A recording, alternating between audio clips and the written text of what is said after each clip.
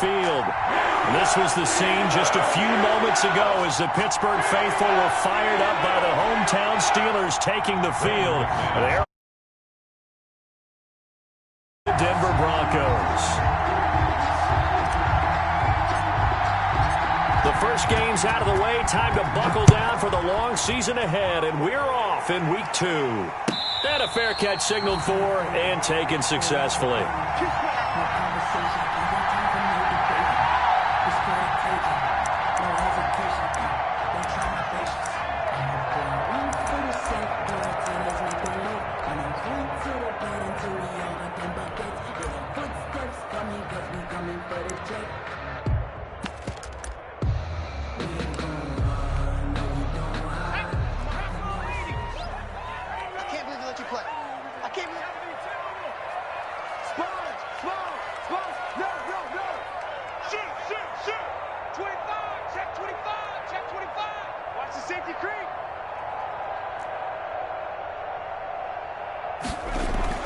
On 1st and 10, McDonald. And incomplete to open things up. James Washington was the intended target, but it'll be 2nd down. Got out of the pocket, didn't look like he had anybody open, Charles, so just gets rid of it. And a good play by him. If no one's open and you don't have a running lane that you want to take, make the right choice. Get rid of it, live to fight another down. So following the incompletion, here's 2nd and 10 from the 25. Throwing again. McDonald going top shelf for Smith-Schuster.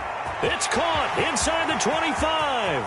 And he's going to take it in for a Steeler touchdown. Juju Smith-Schuster, his 2nd touchdown on the season. And the Steelers have taken a first-quarter lead. Well, if they didn't get the wake-up call before the game, they got it right now. 2 plays already in the end zone. I think of it in boxing terms because whether it's a big shot with your first one or a probing one, a little bit of a jab, the second one was the payoff. That was the big one that landed. 1-2, end zone. And this carries into the end zone. And he returns this to the 22. The Broncos take over 1st and 10 at their own 22-yard line.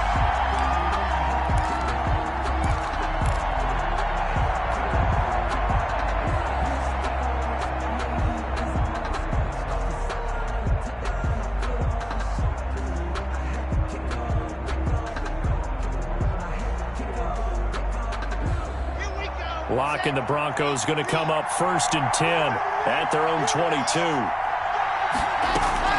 Off the play fake, he'll set up to throw it. And they work this well upfield across the 45. A very solid gain of 27. A gain of 27. They've got good playmakers on the offensive side of the ball. I don't know what happened last week to really hurt their performance and hold down their production, but I would dare say that this week in practice, there's a lot of talk about how they're going to increase their proficiency. And that was a good start getting the playmakers involved. You mentioned that to me pregame. That's what they did there. Yeah, I think a lot of people think the coaching staff really gets on them, and that's how they motivate them.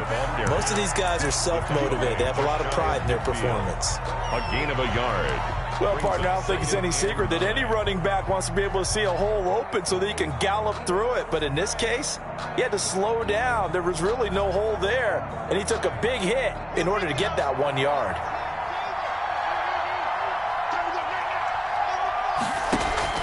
On 2nd and 9, Locke. They're going for Hamler, but this is intercepted. Picked off by Mike Hilton. And the return this time will go out to the 42-yard line. What a start defensively.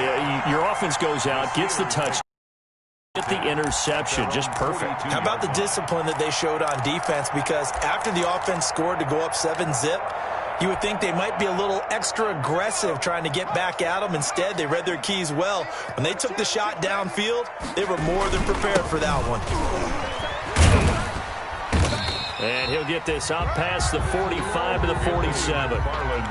Jerry Atauchu brings him down. Well, on every play call, you realize it's not going to go for a touchdown. So a lot of your calls are setting things up for maybe later in the game, trying to establish the inside run with toughness now, hopefully get to the perimeter later. And let's face it, you could do worse than a 4-yard run on first down. Now a pass that's taken in by Smith-Schuster. And they're going to have this way down deep in Denver territory. A big play that time for Pittsburgh. 44 yards. First and goal at the 9-yard line. The Steelers were last in the NFL in red zone touchdown percentage a season ago, down around 35%. It's first and goal. And he's going to take it in for a Steeler touchdown. Anthony McFarland with his first career NFL touchdown.